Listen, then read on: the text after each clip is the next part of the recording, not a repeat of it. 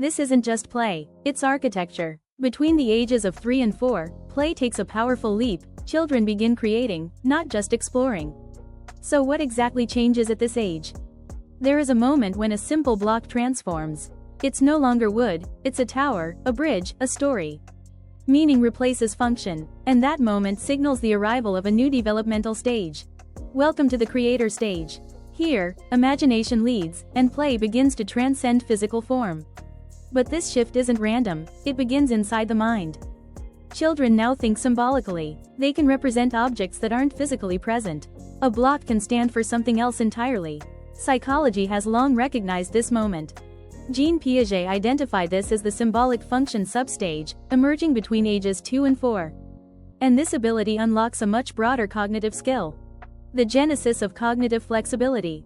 This ability to transcend physical form is the hallmark of human cognitive flexibility. This is the root of creativity, abstract reasoning, and complex problem solving. The second power, architecting new realities. The creator's power grows. They move beyond reimagining objects to building and governing entire pretend worlds. These worlds are complete with roles, scenarios, and unwritten rules. This is the work of sociodramatic play. In pretend play, children follow self-imposed rules.